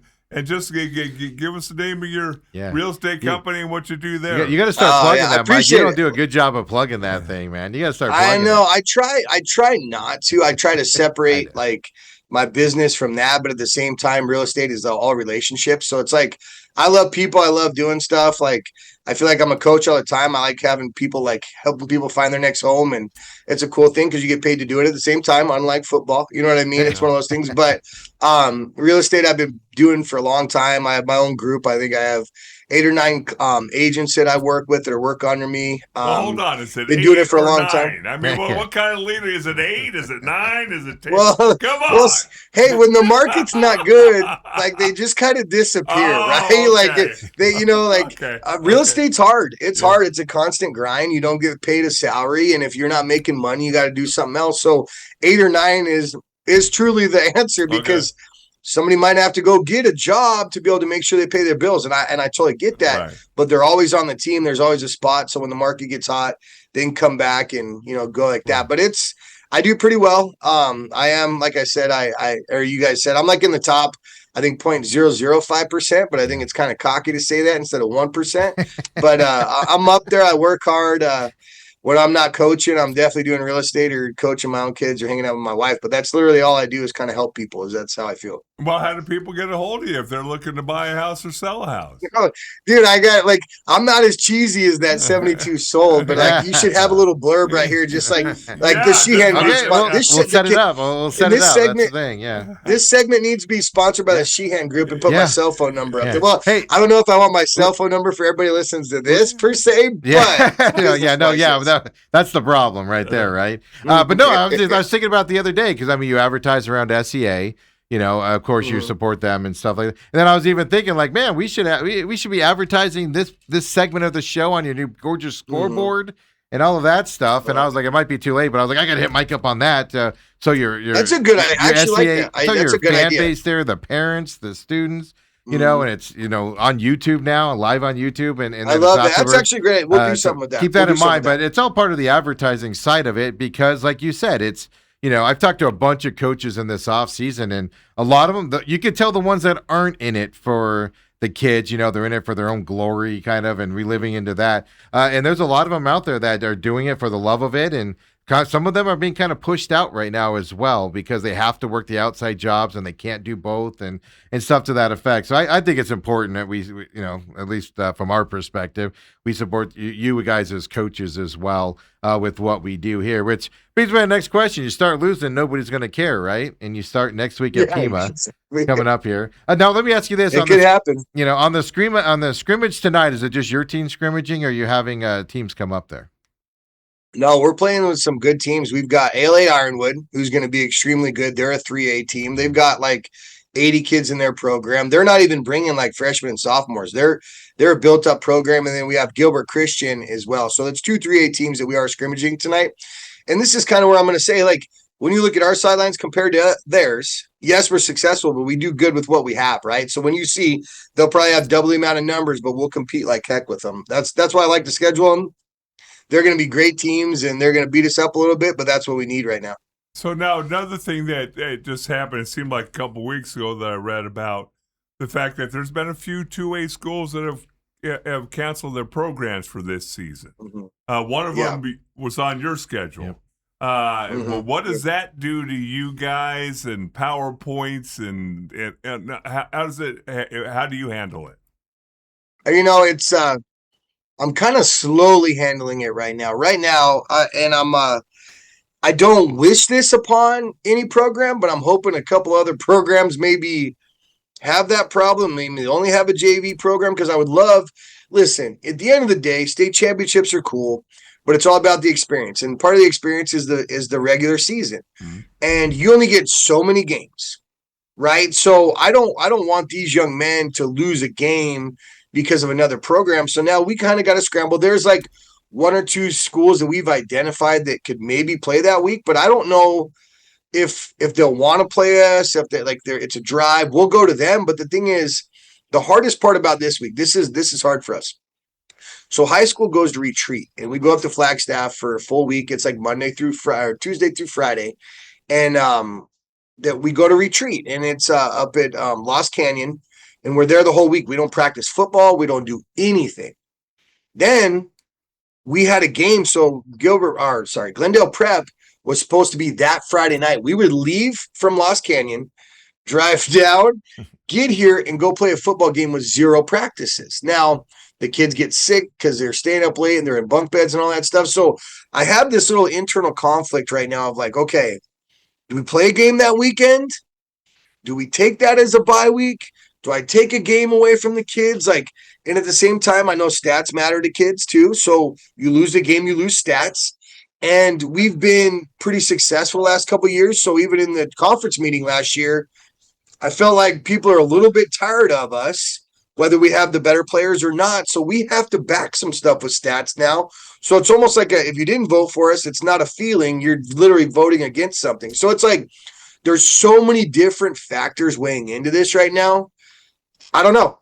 There you go. You're turning into the SEC, right? Where you don't want to, if you take the bye week that week, all your competitors are going to say, well, they're trying to take the easy way out with the bye week instead of scheduling somebody. That is an interesting thing to think. How did you do last year? Because last year was the first year that happened with the no bye weeks. How did you do last year? Mm-hmm. I don't remember. You probably won it because you had a good successful. We did win, but it was like it started like we ended up winning that same game. It was like 56-14, but we were good, right? So it's just like it was a home game, which makes a difference. We moved it to a Saturday, which makes a difference. Yeah. You know, so it does. You get a day of rest. You do all those things. We were good. It was a good team to play that week, but it makes it difficult because now one of the only opportunities that we do have is we get here and then we'd have to drive another 2 hours to a rural school to go play, and the opposite way of Flagstaff. So, you know, we puts us on a bus for 6 hours after a week of no practice. Like, do you worry about injuries? Do you worry about kids saying, like, you know, all the things? Are we putting too much on a kid at this point? Is there too much worry about the stats and the wins and all that stuff where you stop worrying about the kids and their health? And there's so many things. There literally are so many things to that week. That's like the toughest week it could have happened. And it's week 4 in the season for people that are tracking at home. So what's also one quick? Sorry, go ahead. No, go ahead. I was just gonna say, I was quoted by Ober in the Arizona Republic about and it wasn't like a shot, but I feel like last year they took the bye weeks away from us. And we are the smallest rosters, the smallest, and we have a good sized roster for our level, but there's rosters with like 25, 30 kids on it, and you're not giving that school a bye. I do feel like I never, ever, ever have opinions about rules and AIA and all that kind of stuff. But the one thing I will say, with the smallest level schools, taking bye week away is very difficult. You said that last year. It also doesn't, and it also doesn't help if there's a scheduling thing, because no one has a bye. So if one team's drops, you kind of like it screws 10 teams. Where if you had some buys, you can kind of move some stuff around, make it work, and everyone's happy. But we can't do that. We don't have that option or that luxury, and it's not our fault. Well, what about the other schools that are being dropped? Obviously, Glendale Prep doesn't have a varsity program. There's no bye weeks. There's no finagling. Oh, I see what you're saying. So their week would be different than yours, so you couldn't buy it up. Yeah, so it's just all those people missed that week, and there's nobody during those weeks that would be open. Yeah, unless another team drops. Because that's the thing that's a good thing you bring up. I didn't think about it. is, like seniors this year, if you don't get a game in that week, they're taking that experience away from them for that side. And if you don't take away the outside noise and the talk of, they're just shunning a game now to get healthy and be better, whatever. But think about it from the player's perspective, and they're like, if it is their senior year or whatever, every game matters to them and to get out there and do it. So that is a great take. Say you have a transfer too. Last one. I know they like you do like say you have a transfer. We have no transfers, so we're not worried about this. But say you have a transfer, that kid loses another game. Yeah, because he has to sit out, 4? Yeah, 5. He's got to sit out 5. So if you don't have a game 4, then he's not playing until game 7 then. Right. Question that I'm sure you're going through this, maybe a little bit last year too, but the SCA were the darlings. You win a state championship. Oh, that's cool. They haven't won one since, there were leather helmets and all that. But then you win another one, and now you win another one. It goes from it happened to everybody. It happened to the Cowboys in the '90s. It happened to the Chicago Bulls. It happened to Golden State. They're the cute, cuddly little things. And Steph Curry was so cute and all that. And all of a sudden they start winning 2 or 3, and they're like, all right, I'm tired of them. How do you, your staff, and the players deal with that sentiment? It's interesting because it's always changing, right? I feel like, it was cool. SCA won the first year. Then all of a sudden we had this miraculous season 2. And like now, literally, and I get it because I didn't like the Patriots when they were winning, right? So like you get tired of the people. You get tired of the same thing. So, and I was also quoted for this, I feel like, I don't know if we were ever the darlings. Like maybe I wanted to feel that way. But I feel like we're the good guys. I do feel like we do things the right way. I promise you I do. I feel like we got great kids that do things the right way. So unfortunately, we become a little bit of the villain type stuff. And I feel like we're just going to embrace it. People aren't going to like us. Like, I hope they respect us because we do the things the right way and we've been successful in the right way. We don't recruit. We don't have gigantic rosters. We are homegrown. Our kids have been here since kindergarten. Like, I hope people can respect that. But I know at the same time, they're probably really tired of us. And I understand that. But that's not my fault. Well, I'm not here to worry about feelings and all those stuff. We're going to embrace the victim, or we're going to embrace the villain. We're not going to be villains, but if you're going to paint us as that, we're just going to play football the same and not change. We're not going to play down or feel bad for being successful. Well, you would do the same thing if you were an opposing coach, where you would be like, all right, we got to get to this point, right? You'd say all this stuff to your team to get them motivated, even though they know how good you are. So you get that element in football as well, and stuff to that effect. I can't tell you, just from my, out there and stuff, I mean, I've had interactions with some schools you've beaten a lot lately, that have a lot of talent out there and stuff. And I've had fan bases just be like, what are they doing different there? And I've literally just looked at them like, they look identical to you. I thought you guys were going to win that game, and they just get it out at the end, type of a situation. I think the respect's there, but I think what a lot of people get caught up on is the getting their teams ready to play and focus and stuff like that, going against the best, right? You're going to fire them up that way, just like you would do out there. I think I'm cheesy. I think that's why maybe I'm different, because I tell my boys I love them all the time. I don't like to say this out loud, but sometimes I'll cry in front of them. I'm very vulnerable. I have real conversations with them.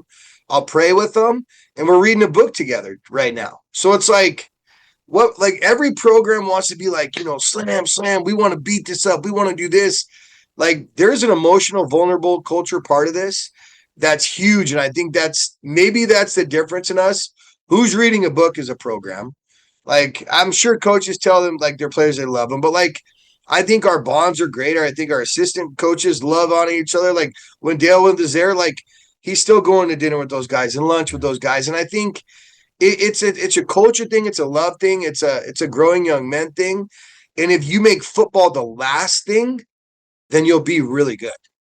Well, I mean, just as a side note, I can tell you, just to add on to that, just when I'm out there, it's funny. I always joke around, like, I get treated like I'm somebody on the team.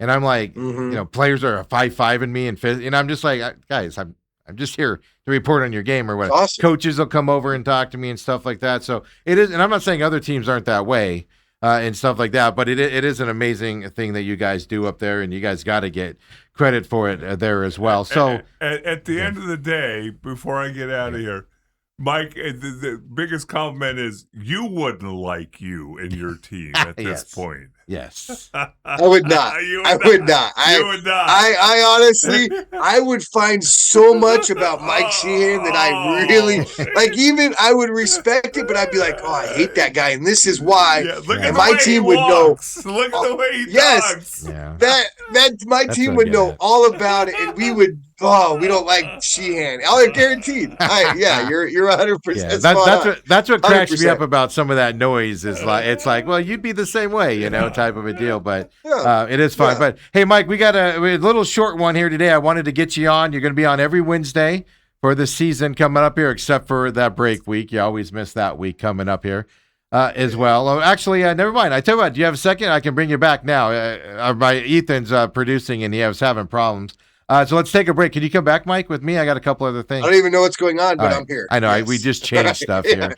I know. We Dale, changed it's good stuff on to the see you. Are you fly. getting out of there, Dale? I'm getting He's out got to of go here. Are golf. you leaving? Yeah, I got Oh, tea time. Hey, Mike, look at I that. should have known it was the T-shirt. Look at that- It wasn't look at that the polo- just blue old shirt. Look at that on. polo shirt he's got on there. I don't even know what that is right now. Is it It's chiclets? SMU. Are they like chiclets? It's SMU. It's the ponies. Yeah, the pony. It looks like good and plenty the for me, greatest like the candy. It looks like a bunch of college good and football plenty. program in history. 81, 84. Their quarterback got hurt. SMU. Quarterback's hurt. He's got a thumb problem. What's his name? He's got hurt. That's fine. Jennings but got hurt. 81, 84 were the best team in the country. He doesn't care about today's team. Sorry. He doesn't care about today's team, Mike. Yeah, come on back. Let's have some fun with Right, Mike will here. Getting ready before we get into the game weeks out there. Dale, get out of here. We're tired of seeing you.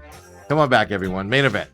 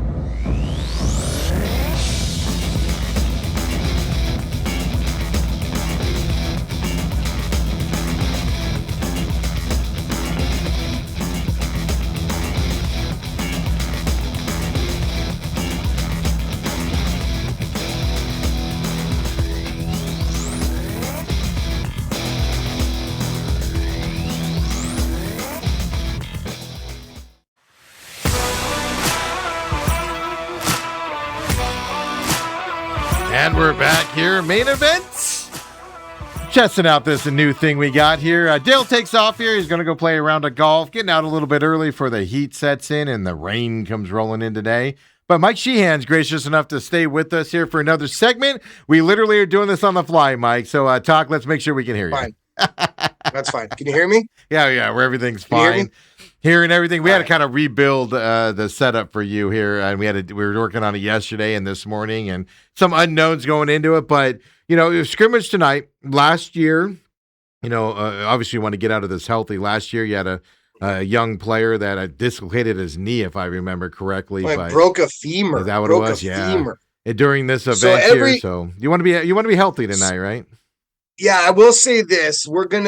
It's even the other coaches know I like to get competitive. So I think I'm going to tone myself down a little bit tonight and just like, okay, let's throw the ball around a little bit. They can't hit the quarterbacks. Let's get some good work. Let's get some pass protection. Let's get the ball out. If we complete stuff, great. Let's work on the little things and kind of get out of there healthy tonight is truly the goal. That sounds soft, but it's not, because every year we've had an injury. We had knee, broken femur. So we got to be careful. And I'm not saying last year's kid wasn't pivotal to the team, but No, a but guy that you were counting on a lot a couple years ago went down with that knee injury. yes, So I'm not saying yes. I'm not saying it's less last year or anything to that effect, but you want to get out of this healthy. So look, just to set everybody up for this season, you start at Pima coming up here. Last year, Pima had a lot of graduations, and last year they had a down year for Pima standards. Obviously, those kids are a year older coming in. It'll be more competitive coming up. This as well for your first game. And you go to Pima for your first game, right? What is that, 2.5 hour drive for you? Yeah, Down 2 there on hours, a Friday 45 night? minutes. It's a haul. It's definitely a haul. And they're gonna be they were, they Pima last year. At the beginning of the year, I think they were young. They were all that stuff. There was a lot of hype. It was a Thursday night. There was rain. There was like all the things. They had driven three hours. Yeah. Like their quarterback got hurt in their scrimmage. So I feel like the Pima we got at the beginning of last year was not the Pima at the end. They were in the Santan game in the playoffs. I was watching that the other day again. They were right there until the end. They threw a pick six, changed it. Like so they definitely got so much better throughout the year. And their quarterback's they have a 4-year starting quarterback now. Grimes, he's going to be there. They've got a backfield of Palmer, who's a senior, another young man that's playing tailback. They got a big O line. I think they're going to be much improved this year. Let's say that. The question I got for you on this is because like you've this is the fourth year you've been coming on this show, but even before that, like you started with Santan, right? A top level 2A team. Every year you expect them to compete and play hard. You start with that team. Now Pima last year, Pima this year as well. So you always start against a team that's supposed to be in the running here for a championship or get to the championship game in 2A. Is that done on purpose by you guys? And then kind of lay off? I like that. I truly like that. It's kind of going back and forth. We beat Santan that first year I was here. Santan beat us up that first game. Well, 2 that years was at ago. Santan, and then you went Santan. Yeah, came so to you. we won at Santan, and then they came to our place and they beat us. And then Pima, we won last year, and now we're going to Pima. So I like having a good team in the beginning of the year. Like, let's see where we're at.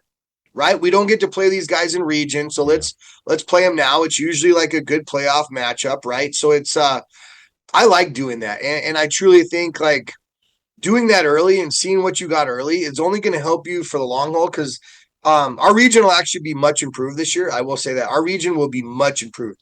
The coaches are awesome, like it's really getting better. So I feel like that's going to be more of a challenge. But in years past, like we had Coronado and stuff like that, and there was a couple games where like. There was.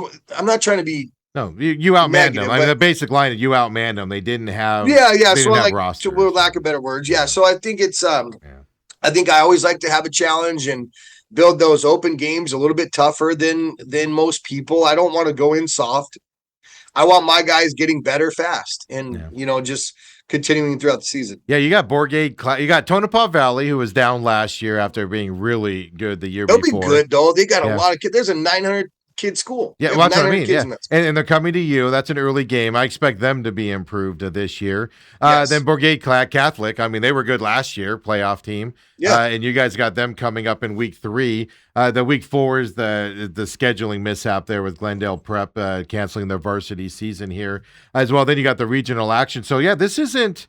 On paper, this is some tough schools you're playing at the beginning of the year, and a lot of teams will want to play the soft schedule first, and then kind of go into that side, and you do the opposite. And in the years past, right? Your second, I think it was your second year, second championship, right? You did not have a good regular season record. You were losing those games early, 6-4. Yeah, and then you guys turned it on. Yeah. Well, we start 1-3. I think it was 1-3. I think we started 1-3, and it's our same situation as what you have this year is what I'm getting at, right? New quarterback, you had to break in. I remember that first game. Loved your quarterback the last 2 years to death. But that first 3 or 4 games in that season, it was a little rough. It was rough watching Sean that first game against Santan. Because listen, Santan is extremely well coached. They're a good football team. Like they're probably favorites this year, to be honest. So it's like we got them this year. They were favorites that year, and we had a miraculous season, like whatever you want to call that. Like, but they were favored, and then kind of we were favored last year. I think they're probably going back to favored this year. So there's good programs in this, and that first year with that first game with Sean, it was definitely a learning curve, and it takes a while. Well, It I mean, takes a but while. yeah, but by the halfway through that season, Jean was throwing beautiful balls down the field, and I didn't want to name him because I don't want him to hear me saying how bad he was at the beginning. No, he knows. Like he left for college on Monday and he's Yeah, going to compete for a job at Chapman University. So yeah, it's like he's grown so much from that first game. That was his first ever start. And, yeah. Carson Reed, And, his and he was first ever and he was a start's going to be lineman next before Friday. you guys converted him over to the Yes. quarterback position. So you have that same situation going to this year, right? New quarterback. Yes, you're getting Dickerson back and a few other players that were great, really good players last year for you guys. You're getting those guys back, but lineman. What is it? Your center graduated last year. I think your center No, right Sam's guard. back. No, they thank bejesus. Sam Watkins is back. Oh, is He he? is back. Oh, okay. Oh yeah, he's just been around forever. He's been Yeah. starting for us since his sophomore year. He Yeah, was I'm not going to all lie state, to all you. state. I'm He's not going to back. lie. Is he a doctor by now? Is the question. No, no, no. Yeah, He's just I been assumed he starting was just so a long. graduate. Yeah, okay. Yeah. I'm No, not it's a up on good. your It's roster. I love having him back. He's the Yeah. anchor. He's definitely, and he's got a younger brother, Ben, who's a sophomore, who's going to play some tailback for us. He's him and Elrod are going to be like a thunder and lightning. We keep calling it like how the Lions were with Jamar Gibbs and Montgomery. Mhm. That's what I feel like they're going to be. Yeah. So tell me, I mean, same coaching staff, Ty's back as well. Your defensive Yep. coordinators are back. I mean, your coaching staff shrunk last year because it's obviously a big commitment and guys, have to make money to support their families and stuff like that. Yes. Coaching staff, any major changes, anything coming in for this year? No, we added a coach, Coach Aaron Weiss, who coached at Brophy and Saguaro during the big years. He's Kenny Dillingham's actual brother-in-law, so he Yeah. like brings a lot to the table. It's he's a great quarterback, so we're getting him to work with Carson, so the development comes a little bit quicker. So Well, you have to explain he's who been Carson is. Tell everybody. yeah, Carson Reed is our new starting quarterback. So he would have started on defense for us last year because Sean was playing quarterback. He would have been our backup. Had a knee injury week 1 and didn't play again. Yeah. So he has one varsity start, and it's Veritas as a freshman. That game we won, that we had everybody kicked out, right? Oh, So we yeah. couldn't. In that playoff Sorry, game. no. Yeah. Yes, exactly. So that playoff. Sorry, I had a client call. Oh, me that's now. right. Yeah, I But, forgot. Yeah, he started that game that year, right? Yep, yeah, he that's right. started that game and all that. So He as threw a far pretty as that, football. He threw a pretty football for that game and everything. So, I think he only threw like 6 times Yeah. and had 2 touchdowns. I think Yeah. it was like 2. I think it was like 3 for 6 with 2 Yeah, touchdowns. yeah, exactly. So I it's mean, I don't like, want to overhype it if he's watching this. So take this with a grain of salt, No. kid. But no, I remember because I it's- and told you, well, I I go, think he's your future's bright with that kid, man. The way he throws that thing, I remember telling you that. he Yeah. is good, and I think it's going to be a learning curve because he lost a whole year of football. So that's why I kind of want to spin it around tonight, and I think it'll be interesting to see like his development and his growth throughout the year too. I think he's super intelligent, confident, like very well versed. He's got great feet too. He can run really well. So it's going to be that's the one thing where I'm like, okay, what do we have here? Right? What do we have here? I know we have a good athlete, but I know we had a kid that was lost a whole year of football and it's his first year starting. So I think his maturation process is going to be like how the team goes as well. Oh yeah, exactly. And I mean, he's got some veterans, pretty dang good veterans to rely on as well. As he comes back to kind of help him out from that side. So overall, team. I know it's early in the season. Everybody thinks they're winning everything. I know you actually take a different outlook on this. You're more like me with more of a realistic side here as well. But I mean, just looking at going into this season, a lot of unknowns. Tell me about what you're anticipating, what you're looking forward to, and for the whole season. I'm interested to see what this team becomes. Am I cutting out? Feel No, like no, it's you're good. cutting out, or is it clear? Okay. I'm interested to see what this team can do. I feel like there's a senior class that now has 3 state championships to their belt, right? Mm-hmm. Now they're the guys, they're the standard, they're the guys that are at the top now. Are they able to lead this team and continue to grow and not be complacent and be hungry and humble? I'm interested to see this junior class who's like a very, very gifted class. I'm interested to see them step in the roles of no longer just support, but they've got to be some of the dudes that, do the dirty work and do all this stuff. They're not sophomores anymore. They're now upperclassmen. And I'm interested to see like how they can grow through that and how fast they can grow. I'm excited for our sophomore class because there's a couple kids in there that are going to start, like even over some juniors and seniors. Really? So there's a couple super talented sophomores. They're going to be starting. And honestly, like our freshman class, I'm excited to see them. We have a pretty large freshman class that came in. We only lost like one or two kids to other schools. Everybody stayed here, which is the first time in a long time. And I think I'm excited to see them. There might be one or two that do actually, play some legitimate minutes on Friday nights too. So I'm interested to see.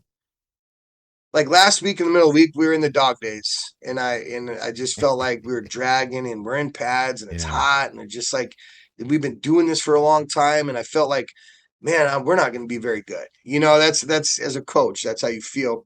But I think as we've gone, the kids have started to really enjoy being out there again, grow each other, start to lead, and I think we can have a great season.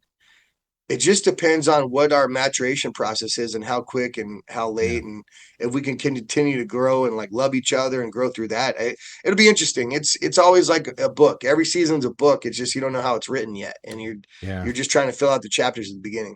So I mean, so you had it. Your first year was 3 years ago. People don't know what a legend you have to live up to. Every year you've been there, you've won a championship as a head coach, right? So your first year, you don't get one. Everybody's going to be like, fire him on the spot, right?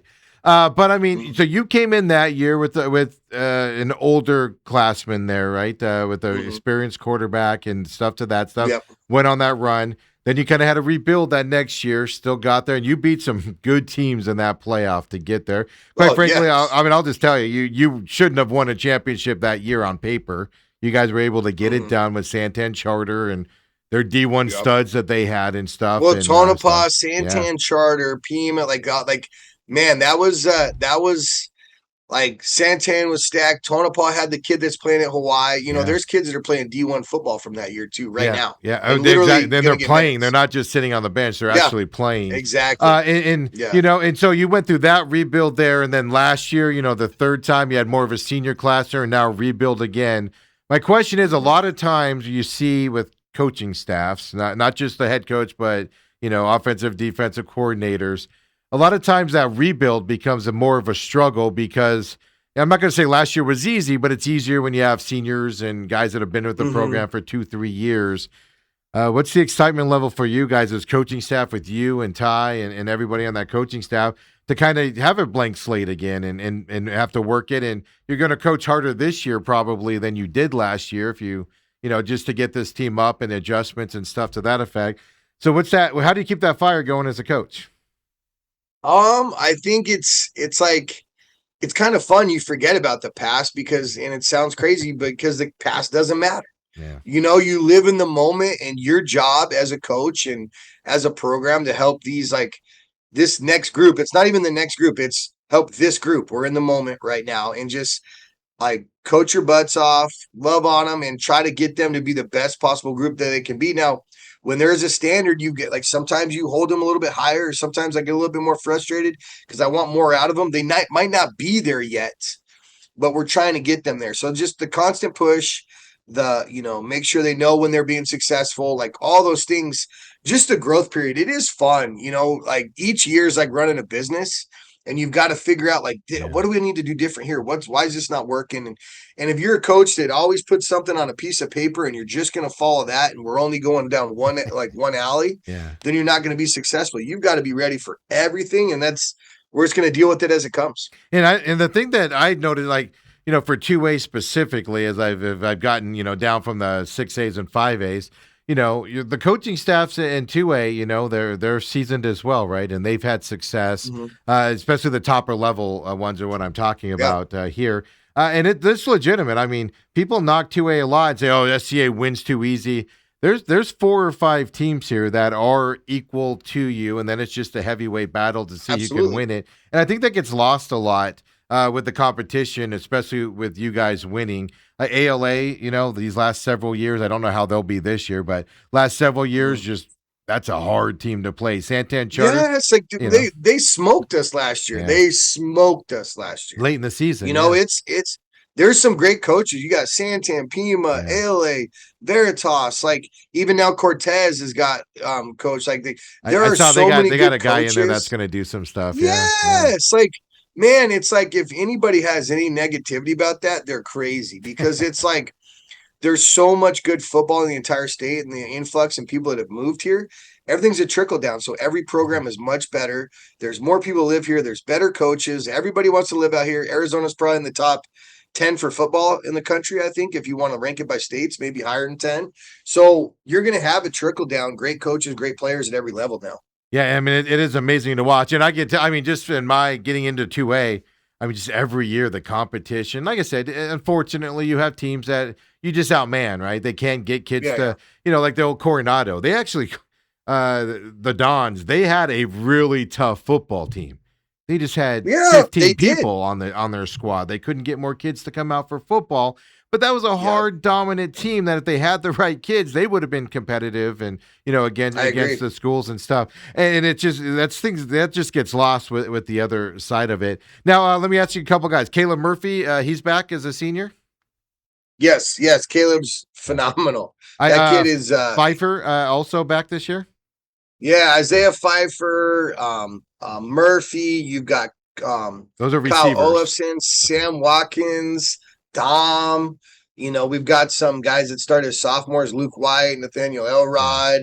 You've got like Dylan Dufek at corner. Like we do return a lot of really, really good football players.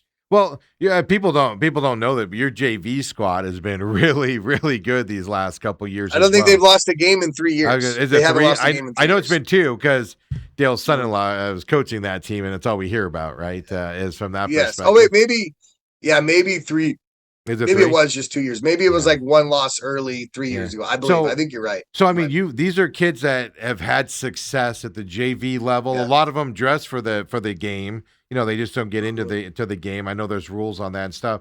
So you have a program now, like you said, of guys being built up to come back here. So by the time they're starting consistently as juniors, they've played a lot of successful football within your program, and that's had to have helped with the success out there as well. So. No, I agree. I agree with that. Well, Mike, every Wednesday next week, we'll look ahead to Pima coming up, and I'm excited for that game. It's at Pima. That's a tough place to play. Last time you played there, if I remember correctly, you guys lost by a last-second field goal. I know there's some controversy. There's controversy. I don't get into the controversy everybody else does, but everybody says when you go to Pima, you better be prepared to play 12. And I don't necessarily feel that way, but that's the sentiment. I think they care about their football. I think they're well coached. I love Coach Wilkins out there. So I think, we lost on a last second touchdown. Was it a touchdown? We stopped them on 4th down. They went to go kick a field goal. They kicked the field goal, but they blew the whistle because the play clock had gone out. But I don't even know. It was very whatever. The field goal was going wide left. We don't have to get into it. And then the whistle blew, and then they scored on the next play. So my only point is it's a rural school. The town shuts down for the football games. It's a hard working. I call it a farm town. I don't know if that does it justice, but. Blue collar, these guys are lifting cement and hay bales and all of that stuff. Dude, the kids are awesome. I absolutely I love the kids at Pima. I honestly do. They're our opponents. I respect the heck out of every single one of those kids because they'll probably go to work and then go to practice after that is what they're doing. Well, a couple years ago, that I can't remember his name now. That stud guy, he owned his own concrete business. Yeah, he's throwing Martinez had his own concrete, but he'd be pouring concrete for 10 hours and then go to practice. That kid was a monster. It takes a lot for me to walk up to a kid in 2A and be like, "Holy crap, you're huge." Yes. He was gigantic. So you got what time does the scrimmage start tonight? 6 p.m., my friend. What happens if because weather's supposed to move in tonight and stuff? Is there? We don't move it back. You just kind of, if it cancels, it cancels. You kind of move on to practice. So it's the scrimmage. You don't usually reschedule. Yeah, I was just curious. I know it's good practice for you against another team coming up for next week. So season starts next Friday for you guys out there. So we'll have you on next Wednesday as well, of course, and preview that first game coming up. And looking forward to another season having you on, Coach. Yeah, absolutely. Thanks for having me. And I'm excited to How about my fans listening again? I know I don't have fans, and now but it's you know, now they don't have to I wait have for the zero podcast fans. version. Now That's I have they zero could join. fans. They could join So. the YouTube chat now. Is what we could talk Exactly. about. Perfect. Hey, All right, all you buddy. gotta Thank do, you, man. is like I did yesterday, just laugh at them and point it out there, and they'll just block you. So, Oh, I do. I enjoy that. I'm surprised I'm not blocked yet. I wish I was. he So. said he swears he's muted you, but he sure does respond a lot to you. Lies. So yeah. Yep. And Yep. in all seriousness, man, it's great to have you on again. We'll see you next week. All right. Thanks, buddy. Have a great weekend. You too. Thank you. And for everybody else, we'll just roll into here. Diamondbacks tonight, just kind of set up to Wednesday night's actions for you out there tonight, or actually this afternoon, 12:40. First pitch for your Arizona Diamondbacks. We talked about him earlier with Dale. Ryan Feltner, Merrill Kelly on the mound for the Diamondbacks tonight. Look, you got to overcome yesterday's game. The Diamondbacks have shown they can do it. Not let the terrible loss yesterday kind of linger. Cardinals getting ready to go up against, of course, the Raiders for tomorrow night, 5 p.m. action there for preseason. There's a ton to look at. And like I was just saying earlier with Dale, just as a recap, this is not the time that Jacoby Brissett goes into a game and struggles. Starters will play tomorrow night, reportedly, for a couple series. One series, he didn't say exactly how many. You don't know what Raiders are doing as of about an hour before showtime here was the last time that I saw anything to watch there. So we are right in the heart of all of this. High school football kicks off here in a couple weeks. We're right in the heart of it. Baseball, Diamondbacks, 3-way tie right now with the Phillies and Padres. There's 3 I told you guys, 3 teams are going to battle it out for those final 2 spots. Diamondbacks have the easiest schedule. They have hard teams, right? They got to play the Phillies, they got to play the Cubs coming up. They do have hard teams they have to play and on their schedule, but they have the easiest schedule of the teams that are in the hunt for that final wild card spot as well. So playoffs are here. It's going to be fantastic, to watch how this continues and keeps stifling it up and all of that stuff as well. So if you missed the news earlier today, Lakers sold. Yeah, right. You're going, wait, what do you mean the Lakers just sold? Yeah, they sold again within 18 months of their last sale from the Buss family to the guy that owned the Dodgers. He's selling it now to Bob Iger and a guy named Josh Kushner out there from the Kushner family. $12 billion, so a $2 billion improvement over the sale 18 months ago. The interesting thing about that, as I said earlier, is the Dodgers owner is being investigated by the government for the loans that he took out from his own company to buy the Dodgers or to buy the Lakers, to buy the Sparks. Is that a reason why he's liquidating? Is it just Lakers aren't worth, NBA's not worth the hassle? Because I was thinking about it last night. Of all the leagues to own a team in, forget about liability, right? Like football's got liability with CTE and medical stuff, things to that. Take that stuff out of it. Just a pure franchise to own with the least amount of headaches. NBA would be the last one I would buy into. If you came to me and said, Steve, you have to buy a team either in Major League Baseball, NHL, NBA, or NFL. You have to buy a team. We'll even front you the money, but it's your team. We'll give you the money. You buy a team in a league, and you decide. And I have to do it. NBA would be the final league. I would not buy an NBA team. Their rules are ridiculous. A guy, Joel Embiid, maximum contract, makes $100 billion a year. I know I'm exaggerating. I know. Right, but can miss half a season and not play. Kawhi Leonard, same type of a situation. I couldn't handle that well. If I'm paying you, I expect you out there. I don't care if you have a hangnail. NBA would be the league. Is he getting out for that reason? Or is this government stuff a little bit better, a little bit more of attacking on him? Kind of the deal that you're looking at. It'd be interesting to see if we get that information. Really quick on Steve Keim. Yesterday, he started publicly responding to some of the charges out there. He did talk. Steve Keim, of course, ex-Cardinals GM. The DeAndre Hopkins drug thing that DeAndre Hopkins since deleted tweet there. But also, he was in business with the guy that was ripping off NFL players, Jalen Carter from the Eagles, a couple other ones there as well that we know of. Other ones out there. All we've heard so far is through non-public channels, just people talking to him. He's lawyered up, et cetera, to kind of get that out there. But he did respond to at least the allegations made by DeAndre Hopkins, which I don't think he had nothing to do with, unless he spiked something which caused him to fail. He had nothing to do with the failed test, right, out there. But his public statement for that DeAndre Hopkins situation, basically he says the accusation is completely false. I did not contaminate, alter, manipulate, interfere with, or cause anyone else to interfere with DeAndre's drug test or its results. I did not set him up, in quotation marks, for a suspension. I had no involvement in causing the test result that led to his suspension. And then he goes on to say, accusing someone of deliberately interfering with an NFL drug test is an extraordinary, serious allegation. It attacks my integrity, my professional reputation, and the work I spent decades building in the National Football League.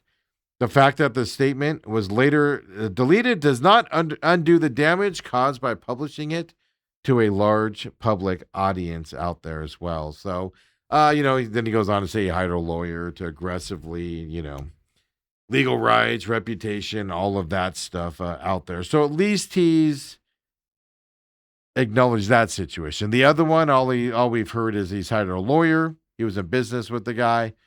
And he had nothing to do with it, he claims, but he's hired a lawyer to protect him from that perspective. So just to the update there on Steve Keim as well, they're out there that they're looking at. So look, it was a fun show. It's great to have Mike Sheehan and Scottsdale Christian Academy Eagles. Their season's about to kick off. He does take a lot of heat. There's no doubt about it. His team, right? Going out there, and football's a competitive sport, man. People attack people, and it's all fun to watch it and things to that effect, and watch how teams handle it, and moving forward in another season of it, fourth season of it coming up here for them. Every Wednesday at 9:00, he'll be coming up, except for the fourth week when they go on retreat, of course. And yeah, Glendale Prep, their fourth game of the season. They've decided this year, because of numbers, they're not going to have a varsity season. So that they did lose somebody off of their schedule. And see, that is an interesting take. Would you feel to me, I would move heaven and earth. I know it's a tough week with with the retreat happening and stuff. I would move heaven and earth to have a game that week. Me personally, like he said, he's factoring in players, because of the retreat situation he explained. To me, I would move heaven and earth. They're young kids. They'll have fun out there. You need a tournament there, especially with the young team that I know they're juniors and seniors. He's got them coming back, some talented ones. But breaking in a new quarterback, you need all the time you can get here to keep rolling from that side. So we'll have to see what happens with that coming up as well. For everybody else, appreciate you joining us here on this Wednesday. We will be back, of course, tomorrow. Uncle Lou comes in tomorrow as well. UFC 330 coming up. Ethan says Queen Creek football starts on the 27th. Can't wait to see what my old high school does with the new coach. That's right, new coach down there at Queen Creek. See if they can get in that conversation here and keep the talent. Quarterback situation, lineman situation. Lost some people that were seniors last year for Queen Creek as well. Robert, I was going to read this to Coach, and I apologize, I forgot. He says, love having Coach Mike on. # bring back the stash. I'm going to make a note on that for next week's show as we look ahead to them against Pima next week and get kind of just follow their season. Good, bad. They go one in whatever, or they win every game and win another championship. It's just fun to go around that line, give you the insight here of the Scottsdale Christian Academy program as well, folks. Hey, we'll see you tomorrow, everybody. 8 o'clock, 8 to 10, live here on YouTube. Come and join us, would you? See you then.